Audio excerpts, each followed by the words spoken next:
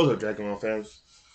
Give me 30 seconds really quick to have the pull up the pop out chat because I did this video before, not this specific one, but I've done a deck profile before for Nicholas Canner's top cut Mech Gear Bearer list, and a lot of you guys messaged me that you guys wanted me to bring back the actual live deck profiles. I guess during the live deck profiles, you can ask the questions that you wanted to ask during it versus leaving in the comment section below, because sometimes those things do get lost. So yeah, let's give it 30 seconds. Where is, how do you put pop up chat again? I forgot. Alright, so it should be there. And let's do this. Alright, cool. So yeah, like I was saying before, what's up guys? Thanks for tuning in. A lot of you guys like the idea of the live deck profiles because unfortunately later comments that comment on the deck profiles do not get answered versus you guys can hear the deck profile live itself and then on the spot leave your questions, comments, and concerns in the comment section and I'll address it right then and there. Like I said, I got a lot of good feedback from it. From the previous deck profile, it was from Nicholas Kenner's top 8 Mecha Convert deck list. So I'm gonna do it again. If you guys like it, let me know. Maybe this is something we can continue in the future, or if not, we'll just have the pre-recorded deck profile videos for you guys. So without further ado, oh, it's 12:18. Just let me make sure we're good on Twitch. All right, so we look good on hold on, let me see. Yeah, we look good on Twitch. It's live. All right, I'm not frozen. Perfect. We'll have this up and we'll have the Discord up. Yeah, without further ado, let's get into the deck profile. So, before we get into this deck profile, huge shout out to our first DBS National Champion, Jordan Marco. This guy went above and beyond to get me cards I needed for the event for super low prices, super sweet prices, as well as super fast shipping. I think I messaged him on Monday, I believe it was, and he got those cards to me before the event that weekend. So, if you guys ever need cards, be sure to hit him up. He has some of the best deals I've ever seen, along with super fast shipping. So huge shout out to him, and also a huge shout out to G Sports Entertainment. Elmo, man, great event. Yeah, great event. I can't wait till the next one. That's all I can say. The bounty system was busted. I only lost one match during Swiss. It was Sandra Duvall. So bounty system was really cool. You got to get some sweet cash to the side. It's a cool incentive to actually join because it was just something different, man. I really like the pricing that you did for Top Cut, like the way it was structured with the checks, really cool. Cooler than trophies in my opinion. So huge shout out to you. And without further ado, let's get into the actual deck profile itself. So guys, going into set 14, something that I guys want you to know is, you guys know me. I love Dark Broly, I love Vegeta, I love a bunch of leaders that do degenerate stuff. But listen to me. Going into set 14, this right here is the best deck, hands down. Don't listen to what anybody says. King Vegeta is the best deck, hands down. So the front side, right? Let's just read it verbatim because I don't want to make a mistake.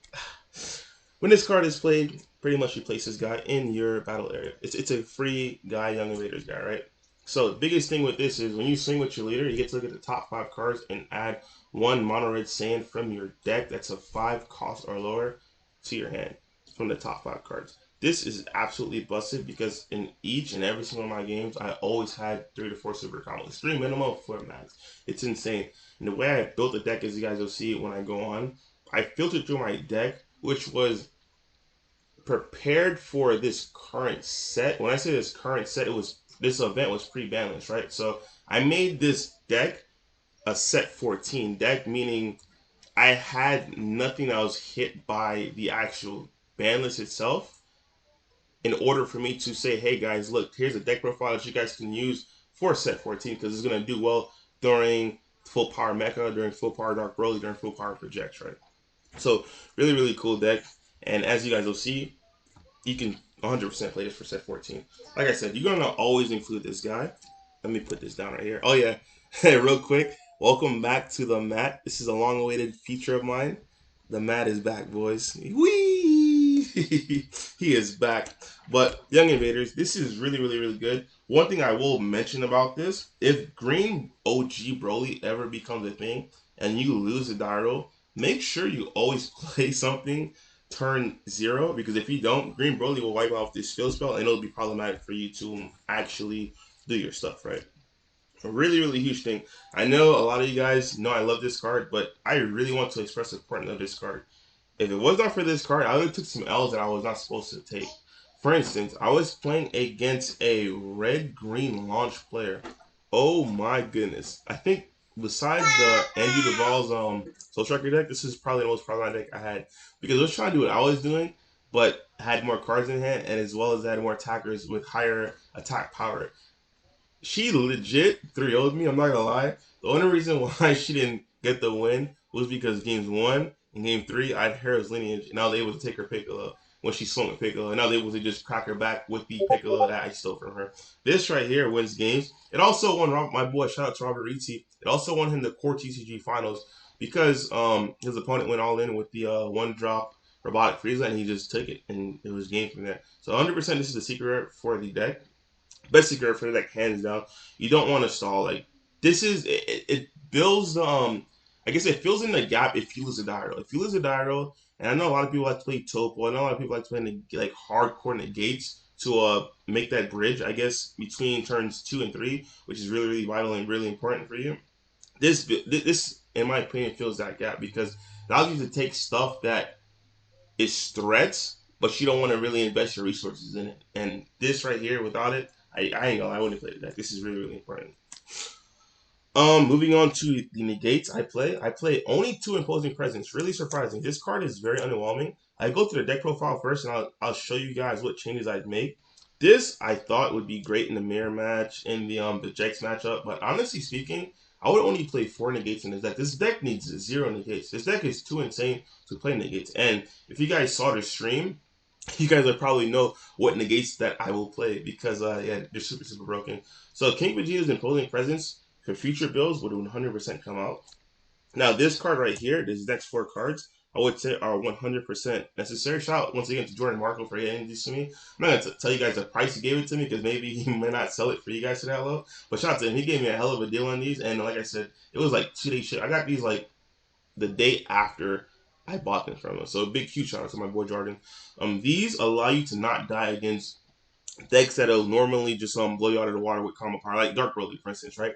As you guys saw, well, I didn't get through my negates, but I do not play Violent Rage. So against Dark Broly, I just looked at him and said, hey, as long as I know, there's probably a handful of Dark Broly players that I actually respect in this game. No offense to anybody, it's just Dark Broly is not as easy as people make it seem to pilot, right?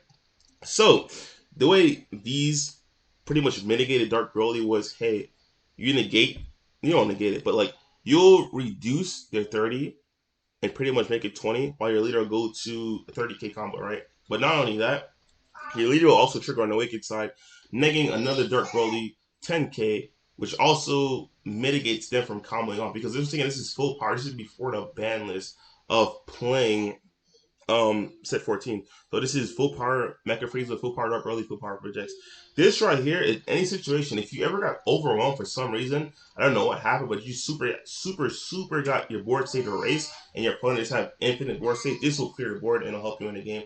And the best thing about it was offensively. When you're already in the driver's seat, which 9 out of 10 times you are going to be in the driver's seat, this makes it impossible for your opponent to out combo you. Because your opponent's leader will, especially when you attack and the Vegeta triggers first, and you then use this, your opponent's leader will be a 0k base, and this will still get 15 to any battle card. It doesn't have to be red. Your leader just has to be red. Really, really good, really, really broken, really obscenely required, in my opinion, at 4. People play at 3, people play at 2. It should be at 4. Now, moving forward, the only negates in this deck, in my opinion, should be these. These are insanely broken.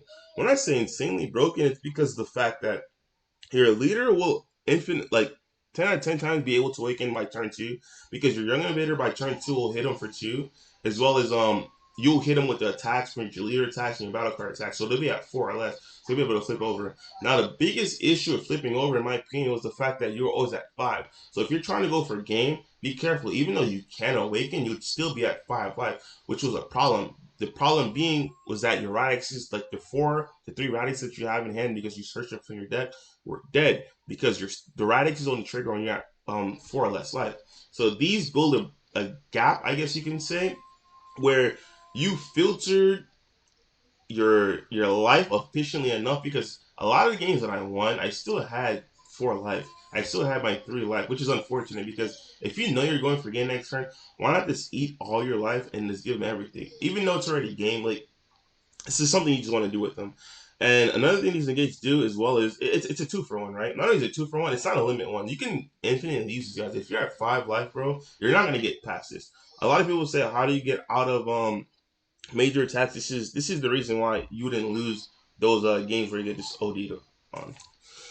A big difference that I did that a lot of King Vegeta players don't do is just this right here. This is my only lineup for Young Invaders. The best one, play that for. You don't need Radix. I'm telling you right now, you do not need Radix. Radix is just a filler. Vegeta is exactly what you need. The reason why you need Vegeta, it's that auto when your first attack next something 5, it's super insanely broken. And another reason why I don't use Radix, I do not play Goku. Everything that I play in this deck, I wanted to replace itself. It was essentially a one drop replace like cantrip deck essentially when I played a one drop. I did not want any one drop like the Bardock crits. You'll see I don't play. There's a lot of conventional cards that a lot of the King Vegeta players played that I honestly just didn't play. It's not because they weren't good. It's because I was doing my best to combat the 3 top decks that I thought was going to be at the event, which was full power Mecha Frieza, full power Dark Broly, and full power Projects. Those 3 decks, this is the strategy you want to do to combat it. Now, post the ban list, post the implementation of the errata and ban list, this deck does change because now Blue jumps in the picture, which I did not expect to jump in this event, but I guess Blue had it. I guess an early start and jumped into this event, so the deck would change 100%. But to combat the full power meta, this is the lineup. No matter what, going into set 14 itself, though, this would still be my only Young Invader count. It would not be Radix. It would not be Goku. It wouldn't be anything. It would just be full 4 of the Vegeta Young Invaders. They're insanely busted. Um, no explanation you need for these guys. You need these guys at 4. You can't play them at 3. You can't play them at whatever. I don't care what deck you're playing as well. You should play these guys at 4. Let me not say 4. At least 3 in your sideboard. These are insanely busted. These should be a staple in every single Dragon Ball deck currently. So I'm telling you right now, King Vegeta, it's borderline tier 0. It's gonna sound troll, like, hey, you're saying it's borderline tier 0. You didn't win the event. You didn't do this. You'll see why I didn't win the event because I was trolling my sideboard, and it super came back to bite me because the games that I lost, it was literally to blue decks because I took out my blue sideboard in order to do something to my sideboard, which I thought would be funny, and it would have been funny if there were no blue decks at the event. So you guys will see what I'm talking about. King Vegeta, guys, I'm not gonna lie to you. Like, and this is me saying this through all my love for Rejection Dark Broly. King Vegeta will absolutely slaughter any deck it sits against. It sits across against, and it won't be even close. Like, it's that powerful, guys.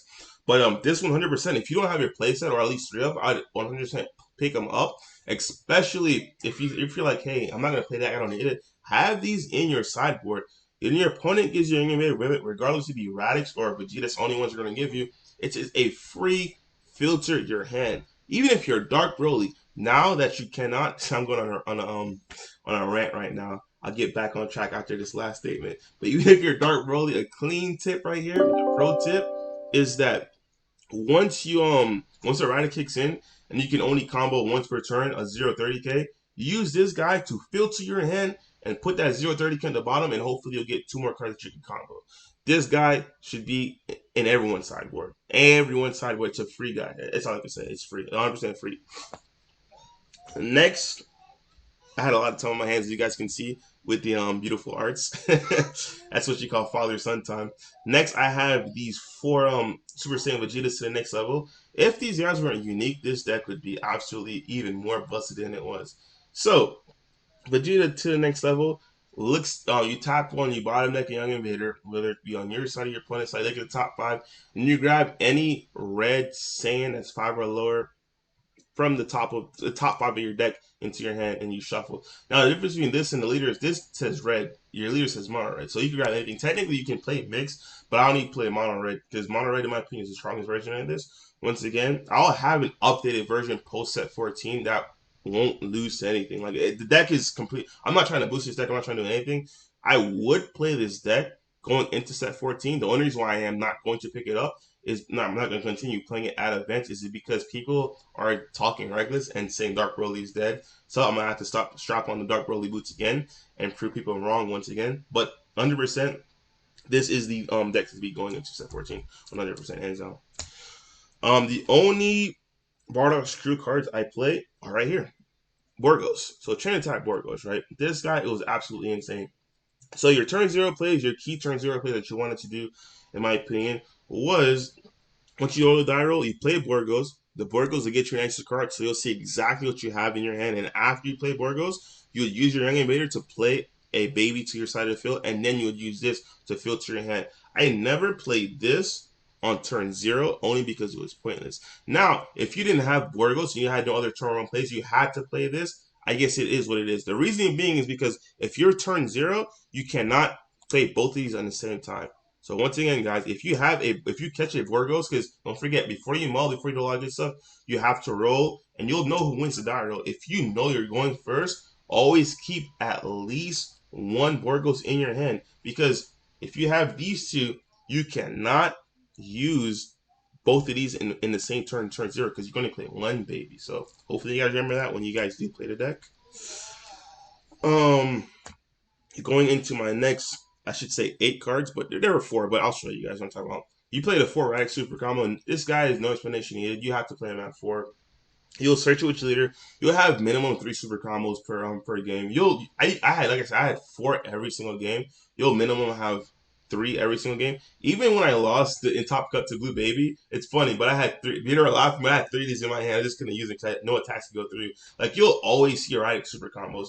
Now, the next 4 cards, I want to say it's really, really important in this deck as well. And this is why I was able to just push past all my opponents offensively, was these next super combos that I want to say. These are super combos that don't draw.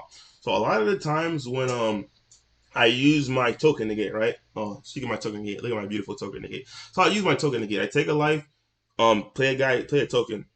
This is a blocker. 9 out of 10 times, or 8 out of 10 times, I would say about 8 out of 10 times, my opponent wouldn't swing. They wouldn't want to lose an extra battle card, knowing that hey, it's just a blocker and it's not gonna go through. So they'd probably keep them as combo power. So what happened is I would combo my trunks on, let's say, something like this and keep on 29.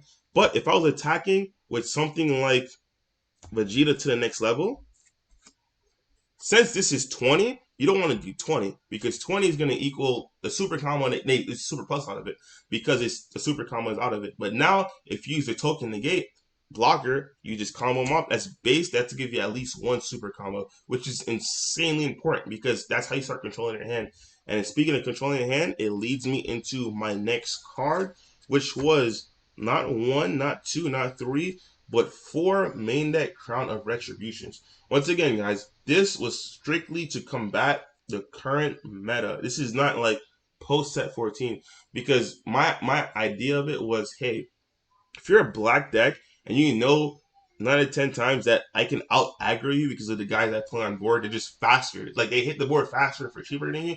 You're gonna leave at least 1 to 2 open. Now, if I'm able to rip black super combos, which is usually the Vegeta, your hand is what it is. You're not gonna be able to recover from that. And another pro play I wanted to do with this card was when you're going against any blue decks or anything with Mecha that has or anything that has Bojack, right? Or being open. Yeah, they have 1 open. You can attack with a 15k, or you can just attack with your leader. If you attack with your leader and it's unawakened, the Vegeta will neg their leader 10. So it'll be 10 to 10. So all they will do is just essentially being it and up to open. So now it's like, okay, cool. They think they outplayed you because they beat it, but honestly they didn't. Because now you're just gonna rip down crowns and look at their hand and rip out everything from their hand. And the beauty about this is they're like, okay, at least yes, they did rip a card from their hand, but my guys are still at 20. Realistically speaking, this mitigates that. Because yes, their guys at 20, but now when you have something like the Borgos, where did my Borgos go? You have something like the Borgos, who's base 15, right? When you attack with Borgos and you say no negates, if you just want to rip cards from their hand, you will not use this to combo because this will put Borgos at 15. You will just combo off 1 crown that you just played and make Borgos 20. So now they thought they were safe by giving Bean. So now it's either to take another damage or to give you 1 more card for this. And realistically speaking, you don't care because based off that play, it'll guide you the rest of your turn, whether you push or really just wait till your next turn. The next cards I played, these are a bunch of 2-ofs. These are Son Goku Kaioken. Honestly speaking, like I said, moving forward in future builds, this won't be in. This was specifically, once again, to combat Maka with the Bojack plays. I didn't want to get caught up with a Bojack. on an early turn where I'm trying to go for a game, because you usually win by turn two. Like honestly speaking, if you don't win by turn two, it's because you're waiting for your opponent to go all in on turn three and you just out combo everything, or you'll freeze the death ball everything and you'll kill them on a crackback. Like when I won offensively, it was always on my turn two, or when I won, it was always defensively, because defensively I'd go to turn three and just have infinite energy open with my Freezer's Death Ball and Heron's Lineage in hand and wait for my opponent to just all in against me and out combo. It's really hard to out combo this deck offensively, man, and defensively itself with the amount of tech cards that I play.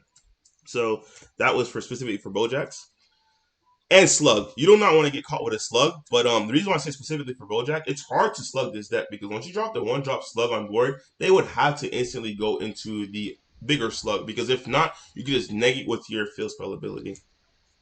Now I played the mercenary Tau just for an extra body 15k crit. Honestly speaking, what I wanted to do was, if I knew it was in a critical position where they had to start comboing out cards, if they didn't start comboing out cards, I would just go for game right there. I would free play this Tau and just put a Trunks on top of it. So for 0 energy, I just got a 25k quick body, which is complete insane. That would usually rip their hand, leaving them susceptible for next turn, because next turn they would usually draw a card, not play anything, and pass, and that's when their crowns would go in. And this is like the tips and tricks that you guys have to be very wary of when you guys play the deck. Next card I played at 2 was Jiren's. Honestly, if King Ko was in the deck, I would play these at just 100% in the sideboard. Even moving forward, I just move these to the sideboard. This deck, you do not get to, you will rarely get to turn 3 unless it's against, once again, against blue. Against blue, you would need your sideboard, but against things like Mecha, Rejects, and Dark Broly, you'll rarely get to turn. It'll be game over by then. So this was just, it was a great card. Yes, when I played it against the blue decks, but it's not necessary. I understand what this is, the sideboard feature goes. I played the two guys, 100% necessary. You guys know what this card does. This guy just allows you to go for a game when you shouldn't go for a game. Basically speaking, off rip, your opponent starts at 4, so you just need, what, 3 attacks to go through. One of them has to be double strike. It's really, really good. And one of the god cards of the deck is going to be the SS4 Bardock Fighting Against Fate. I remember when I first debuted this guy, people were laughing, but this guy is now a staple in every single deck. This, I would 100% in future builds bump up to 3, along with maybe the hidden power E Supreme guy bumping up to 3. These, every single game I saw these, it was game. When I say game, it was game offensively, because a lot of times you want to just bait your opponent into thinking they can kill you because you either have a lineage in hand or you either have infinite death balls in hand. So when you saw this offensively, and I usually knew it was going to be game, because all of my one drops, they would clear it and I just let them clear it. I'm like, okay, cool. On a crackback, 25, 25. But before I did this, I would Crown Retribution to make sure they had nothing that was a threat against this card. That's why Crown Retribution was so important in this deck. So that's the main board. And time to get into the side. This is the reason why I took that early L in top 16. After the main Swiss event, I finished 5th in Swiss. I only lost one game. The only game I lost was to Andrew Duval, because yeah, that guy super outplayed me. I'm not gonna lie. I was just like, yep, I'm not doing anything in this game, and I'm not doing anything in this game. That's the only loss I took. I won all my other matches. I tied first round with Jonathan Ryder. People thought I lost that. I lost game 1. Game 2, I won. You guys saw that on stream. And game 3, I was going to win, but we were in time. This is what happened game 3. Game 3, I used my Broly Chrono Retribution. I was about to destroy this man. I saw his hand, but the reason why I just said, you know what, I'm just going to play for a tie is because he had Baby Hatch in hand. So it's pointless. If he did not have Baby Hatch in hand, when I saw his hand, I was just going to destroy him, and this is going to be game. So the fact that he had Baby Hatch in hand, I just said it's impossible. It would be literally impossible for me to win that game. So, and if I tried to win that game and he Baby Hatched me, I would have lost that game. So I literally played for the tie. Um, Here are my beautiful Eddie tokens testing opposition. I love these guys. Now this is why I lost to blue decks. This deck does not lose to blue. Real quick, guys, I need you to see my face because this is really, really important. Red has, not red, but specifically King Vegeta has some of the best sideboard options for blue decks. Reason being is because they're searchable. Now, the card that you want to play is, you guys may have been familiar with the black ones, because I know I play a lot of black decks, such as the Vegeta True Fighting Spirit and the Son Goku True Fighting Spirit. Red has a card called Radix. Oh man, it's a Radix card, meaning it's searchable to not only your leader, but it's also searchable to your Vegeta, your SS God Vegeta to the next level. It's a Radix card that says The blue has Vorgos, red has Radix, green has Kami, yellow has Whis. Essentially, when your opponent untaps a energy that's not their awakened energy, you rip their energy. That's how powerful it is. But once again, I took those cards out and I did not even bother to put any sideboard cards in except for games that you're about to see right now.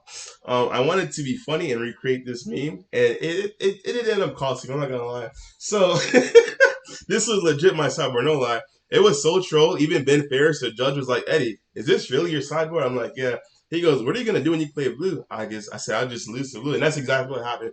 This was legitly my sideboard, guys. And these other 4 cards were from my Dark Broly. I'm like, guys, I'm missing 4 cards, so I took the 4 hard from my Dark Broly and I threw them in. And the only cards that were sided in all day, because I'm like, you know what? This maybe it's too good of cards to not include somewhere in your sideboard or your main board besides the Dark Broly stuff. Was literally this: the two more juniors to go to 4, and the 2 Piccolo. I'm like, I would be crazy if I did not include this. Since I don't have it in the main board, I'd be crazy to not even include it in the sideboard. So honestly speaking, all day I was pretty much playing with a stock deck. These came in one time. I forgot, not sure which matchup it was, but these only came in one time. But once again, guys, I'm telling you, the results may not seem like this is the best deck of the format, but 100% is, because honestly speaking, all this would have been was this 100% would still be sideboard. I'm not gonna lie to you. These when you need to come in, my thoughts behind it. I have never played King Cole versus King Vegeta, but I know my 1 drops are susceptible because I know they have a field spell that pops. I think it's 2 or less or 3 or less. I'm not sure about that, so I'm like, it doesn't matter. This will one shot their unison because their unison usually be at 2. You just shoot through the unison, and once the unisons pop, I can now play my guys. Once I play my guys, you cannot now freeze the charismatic me because unison will be at 1. So from there, I just pop, pop, pop, pop, and I'm good to go. You see what I'm saying? And I also have a Piccolo coming in for free. Now, if I were to really create a sideboard, this would have been a whole new ball game because, realistically speaking, 1, 2, 3, 4 would be Radix. I should have pulled up the Radix. There's a Radix. Once again, if your opponent untaps an energy that is not through their leader awakening, you can rip an energy straight from their energy and put them to a drop area, which is super powerful. The reason why it's super powerful is because when you combine that with already main board Crown, if they answer Crown, it would be through blue yellow, it would be through their Zamasu, right? So if they Zamasu this, they'd be usually with 1 energy open or tapped out. They would D-magic to have their 2 open again and say, okay, cool, it doesn't matter. So if you do this, it's not going to matter. Like, I'm going to keep reacting to Crown. But if you have both Radix and Crown on board, it's going to be hard for blue to interact with both cards. The only deck that's blue that'll be able to interact with them at that time and point would probably be Blue Baby, because Blue Baby does have the Piccolo, the one at bottom next cards, as well as Invoker if they're playing the what's the same card. But other than that, it wouldn't be it wouldn't be close. Like it literally wouldn't be close. That was the difference between, like, I guess, trolling and finishing your sideboard. So take it from me, guys. Before you make a meme troll, be sure that you guys have control of the meta itself. But once again, shout out to them because I did not expect them to bring blue to this event. I said come set 14, yes, blue will be played. So it's something on me that I took lightheartedly and I got punished for it. So it was nobody's mistake but myself. Shout out to everyone for coming. Let's see what questions we got here. We got Juan said, "What's up? Good morning. What's up, man?" Here we go. No negates. No. We do play negates. We do play negates. The only negates we do play though is going to be the ones that spit out Eddie tokens, because the Eddie tokens, man, they're super super OD powerful. These guys are 5k combo power that are blockers. So if your opponent once again does not want to attack because they just want their battle card active, they don't want to risk losing it for the next turn, the Eddie tokens will become an extra 5k combo power combined. I'll show you guys real quick just in case you guys missed it.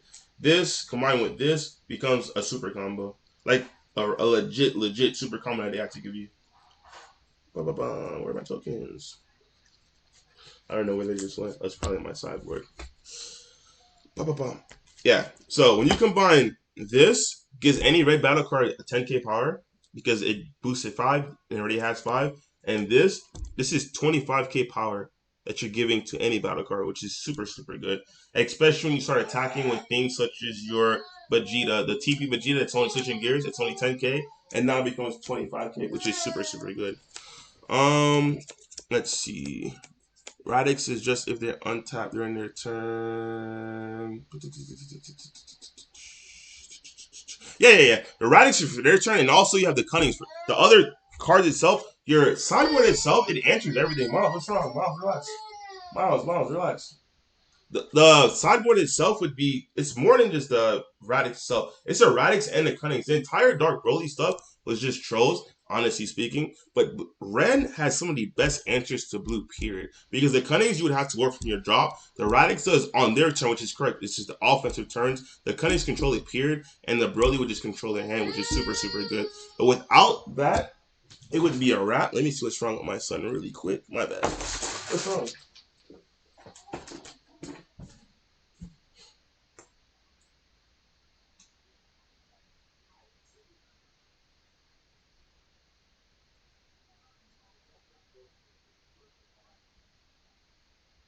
You can't press. You gotta watch.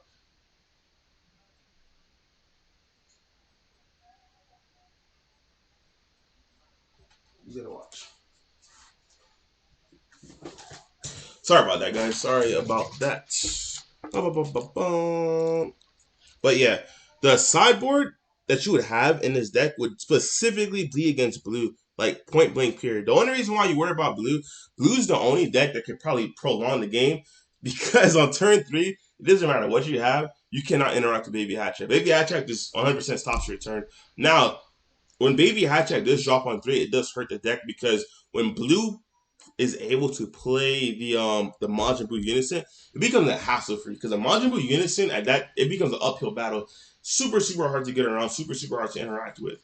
But yeah, every other color, whether it be red, green, yellow, or black, everything that's in the main board answers it. But specifically for blue, your entire sideboard would be for blue because that is your weakest matchup pre-side. Post side, it becomes the exact opposite. Post side, because don't forget, all of your answers become searchable answers. They're not just answers in your sideboard. There are searchable answers in your sideboard, which is completely insane for the deck itself. So hopefully that answers the question. Yeah, Sluggy Boy, you're 100% correct. And thank you for catching that because I did not point out the fact that I was also going to throw in the Cunnings. I only showed you the first 4 cards because I am going to keep this deck close to heart as well. Because once I do my thing with Dark Broly and people disrespect Dark Broly, I would probably jump back to this deck. Like if Nats was probably at the end of this format, I'd probably venture to say I'd play this deck, not this version. Like I said, there is an updated version that I would 100% play in order to combat the errata / ban list, which is way more effective than this one. But the base of it still stands the same. It's just there's certain battle cards now you now have to swap and rotate with other ones itself. So let's see if we have any questions, comments, or concerns before we call this one a day. Because my son is hungry and I need to clean up this room. Because if my wife walks in here, she's on recording a video instead of cleaning the room. I'm got my guys. I'm got. No, I think I caught up on everything. That vibe. Yeah, that vibes, man. So thank you guys for joining in. Once again, I think I hit up on everything. Shout out to all the guys. Shout out to my boy Legends. Funny thing with Legends, I was walking around the event itself, and every time he played a Dark Broly player, I walk up to his Dark Broly opponent, tap him on his shoulder, and be like, "It's okay, guy. There's only one guy in this room that knows how to beat Legends Invoker with Dark Broly, and it's not you." It's funny. He 2-0s every Dark Broly player he sees, and it's hilarious. And I'm like, man, I have to learn the hard way too, bro. So shout out to Legends for doing his thing, getting second place. Um, yeah, it was just us out there for the team, and we both did well. Shout out to him. He finished second after Swish. I finished fifth after Swish. But like I said, top 16, unfortunate matchup, and it was even fun. Don't get upset at that match, guys. Once again, I volunteered to go on stream. I'm like, we're about to show what Aggro Baby does. That's why I turned 4. He kept winning. It was the funniest thing ever. Don't get upset at him. Don't get upset at me. It was really a fun game. He's really cool guy. Steve Warren, shout out to him. He's been doing his thing with Blue Baby. Huge shout out to him. Very impressed. And that's it. We says, I missed the main deck. Are you using a Piccolo Junior Unison? No, you do not need the Piccolo Junior Unison main.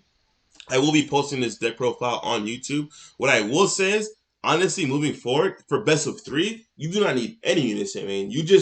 I will put my build out. Like if I'm able to crack the code and somehow figure out a way for Dark Broly to beat this deck, I will continue to play Dark Broly. Then I'll put this deck list out. But as of right now, for future references, going into best of three, I don't even think you need a unison main for this. Like the way this, it's just a powerhouse unison. Your unison require unless it's it was a one drop unison that had that powerful effect maybe, but currently there are no one drop unison that has that stunning effect. That multiple energy, either 2 energy for Piccolo Jr. or 3 energy for Jiren, it's energy taken away from you that you could have used to just destroy or like about like just dominate your opponent on that turn. So realistically speaking, I would not play Piccolo. The only other thing that the Unisons have, honestly, is playing the other Piccolo from your hand for free. That's the only upside to it. I'm telling you, the Unison, the fact that it takes multiple energy, it's rough on your game plan. And if you guys had seen more of my matches stream, you guys would have saw it because literally offensively, turn two, I was winning the game. If I felt like, okay, cool, I was able to see a crown, or if I used crown and I saw there was maybe 3 super combos in her hand and I was only able to take away 2 or 1 super combo, I would just do my thing, make them burn their hand, thinking they can win. And on their turn 3, I would just sit there and play defense with Herring's lineage and an army full of Frieza's Death Ball and to just say, come at me. I would go down. You'd literally see me. I'd bait it out because you have, once again, these negates are the funniest negates ever because they ensure that you do not die. You would play these negates out and you'd watch your opponent come at you because at that time and point, by the time you play these negates, it's they've invested so much offensively. They understand if they end their turn, it's going to be game. Even if they were to board up myself with Secret Identity, it's still going to be game because of how fast I can accrue my guys from hand into the board and just like KO them with Radix super combos as well as my Trunks to lose super combos. It was completely insane. So at that time and point, by the time they committed, it was too late for them. So really, really good thing. I tell you right now, do not invest in Unisons in a main board if you really want to be really want to be successful. Do not even invest in actual negates that are not these. These are the only negates, in my opinion, you should invest in. The only extra cards here should be your Heron's lineage, a play set of this. This and King Vegeta, in my opinion, is what makes King Vegeta absolutely but you cannot touch the deck itself. Along with Frieza's Death Ball. Frieza's Death Ball combined with this, it's game breaking. You're not gonna be able to win games. Your opponent won't be able to push through that at all.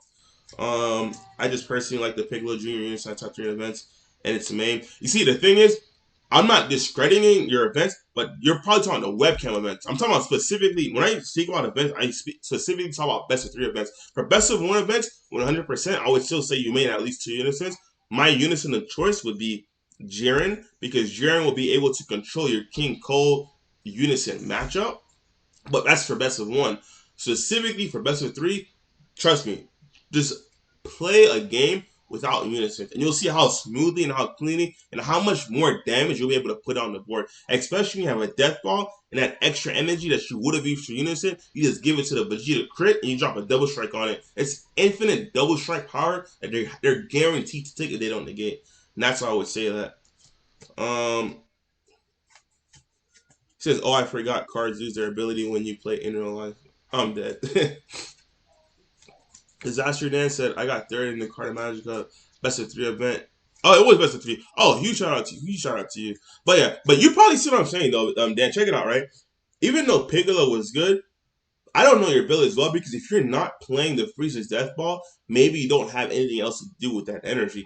But if you are playing the Frieza's Death Ball like I'm playing with it, you would see that instead of tapping 2, when you have your Vegeta, critical Vegeta on board, online, and he's in play and you swing with him and they say no negates, and maybe they're at that 5 or maybe at that 4 range, and you have a Champa, or maybe you don't have a Champa, but you just want that credit attack to go through, maybe that 4 you want them to go down to 3, and you just drop the Frieza's Death Ball, you'll answer one of their battle cards, never give it to the leader, because you giving an extra 15 to the Vegeta itself, always answer the battle card. Make sure the Death Ball neg 10 goes to the battle card, and then use the leader to also neg 10 the battle card, so it's neg 20. A lot of times, a lot of people forgot that I can do that, and that's what caught them slipping, honestly speaking.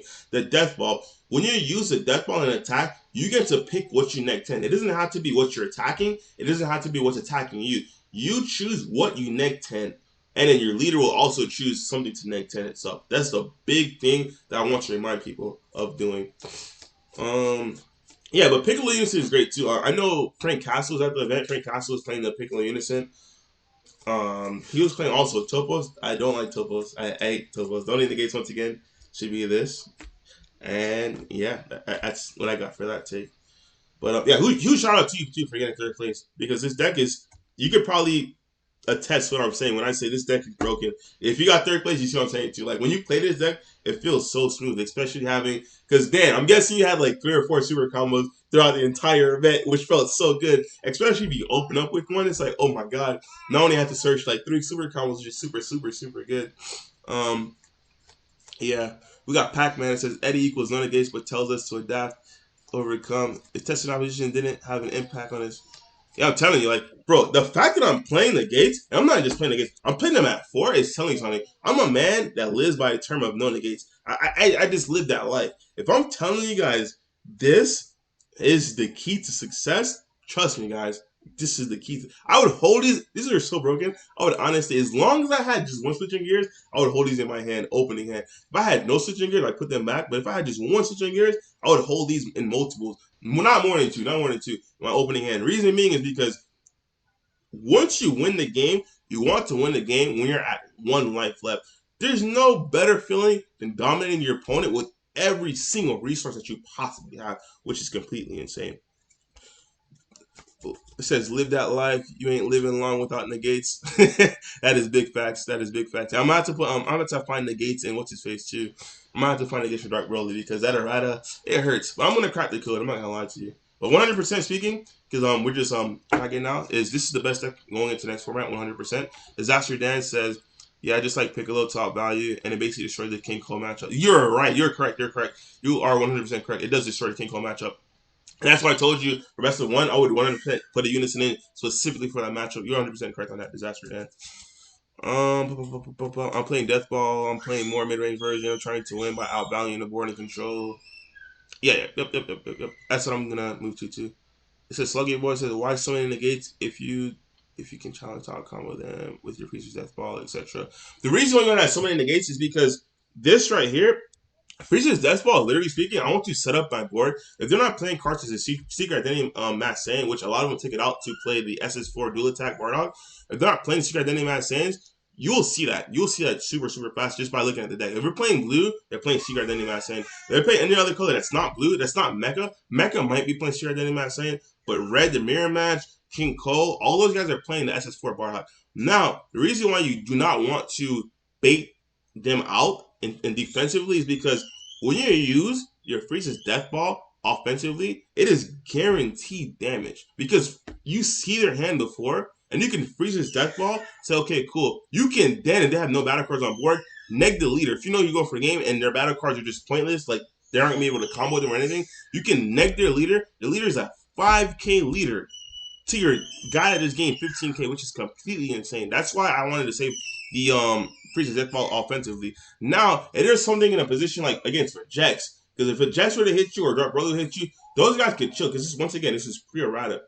So if they were to just relax, I would say, you know what? I'm gonna give you a chance to win the game. Go ahead and try to kill me right then and there. All you have to do is hard negate their leader, and it doesn't matter what it is, unless a battle card does not have barrier, you would 100% win the game. Because they can never fully go all in. Not just the fact that you have Heron's lineage, but the fact that you have Freeze's Death Ball. If their battle card does not have barrier, they can never go in all in. It doesn't matter if you weren't infinite a million, unless it was a mirror swing, because the mirror gains the attack in the auto. It was any other battle card. 2 Death Balls is usually game because 2 Death Balls would neg 20 it, and your leader, just in case it was a Dark Broly card, would neg 10 it, and that was it. So that's why you wanted to use the Freeze's Death Ball offensively versus defensively. It's just so much more valuable offensively. Agree, it's my favorite deck. I'm taking a Gen. Ooh, shout out to you. You going to Gen Con? I'm so jealous, bro. I'm scared to even ask her. Can I go to Gen Con? And my generic reveal will just make it better. Yeah, I'm so jealous. I don't think I'm gonna make it Gen Con, unfortunately, dude. But Gen Con is well, it's a good event that I 100% go to. So I think I caught up on all the questions, comments, and concerns. Yeah, in the comment section of this video, let me know if you guys want to do these live deck profiles more often. If you guys do, I'll continue doing it. If you guys don't, if you guys just prefer the pre-recorded ones, I'll do the pre-recorded ones. It's up to you. It was just a little feedback I got from the Mecha Cabrera deck. Hey, Eddie, why don't you bring the live deck profiles back? So I guess some people do like the live Q&A because they get asked right there on the spot. But yeah, you guys, thanks for joining in. I will have the Team Talks video session with myself and Legends posted later, and we'll see you guys in a bit. Thank you.